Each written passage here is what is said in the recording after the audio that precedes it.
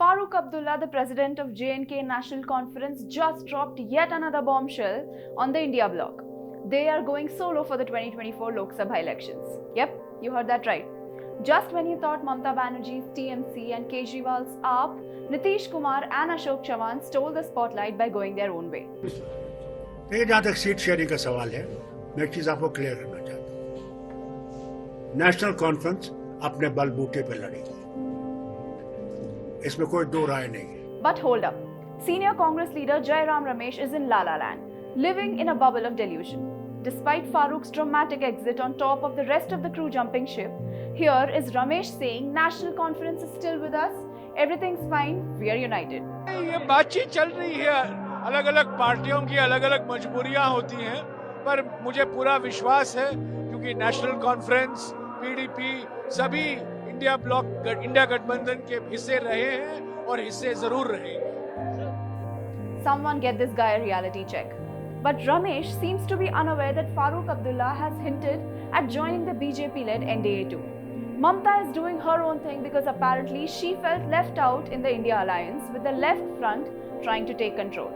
Bhagwant Mann of AAP Punjab decided to give Congress the cold shoulder after a messy seat-sharing tiff, choosing to run solo. And Haryana's AAP chief Sushil Gupta is also set to go solo. Mamata leaving? Ramesh thinks it's just some state-level drama we should ignore. मैं यही कहूंगा कि वो बार बार कह रही हैं कि वो इंडिया गठबंधन का एक हिस्सा है। हम भी इंडिया गठबंधन में हैं। हमारा कर्तव्य बनता है, हमारा धर्म बनता है कि हम इंडिया गठबंधन को और मजबूत करें और एक ही निशाना होना चाहिए। हम लोग बीजेपी के खिलाफ लड़ाई लड़ रहे हैं, आरएसएस की विचारधारा को हराने में लगे हुए हैं। जो आपस मतभेद है राज्य के स्तर को, राजनीति को लेकर, उसको थोड़ा पीछे हटाकर हमें राष्ट्रीय नजरिया लेना है, क्योंकि इंडिया गठबंधन राष्ट्रीय स्तर के लिए है, लोकसभा चुनावों के लिए है। AAP stands, he says they're contesting against the AAP in the two states, but they're united at the national level, that we have to defeat the BJP. क्योंकि हम कुछ पार्टियों के साथ राज्यों में लड़ रहे हैं, हमारा मुकाबला उनके साथ राज्यों में है। इंडिया गठबंधन 2024 के लोकसभा चुनाव के लिए है। दिल्ली में तो हम आम आदमी पार्टी के खिलाफ लड़ रहे हैं, पंजाब हमारा मुकाबला आम आदमी पार्टी के साथ है, पर राष्ट्रीय स्तर पर हम एक हैं कि हमें बीजेपी को हराना है। He even had hopes when Nitish Kumar slammed the door on the alliance.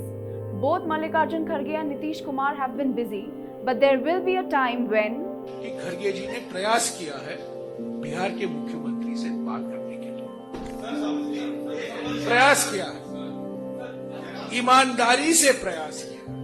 Bihar के मुख्यमंत्री व्यस्त हैं, यहाँ वहां मीटिंग है, खड़गे जी भी व्यस्त है, यहाँ वहां उनकी मीटिंग बैठकें हैं। जब ये फ्री होते हैं, बिहार के मुख्यमंत्री फ्री नहीं है, जब बिहार के मुख्यमंत्री फ्री है तो खड़गे जी व्यस्त हो जाते हैं। तो एक समय आएगा। When what? And one fine day, he knew that Nitish Kumar was not coming back. Palti Kumar, he called him.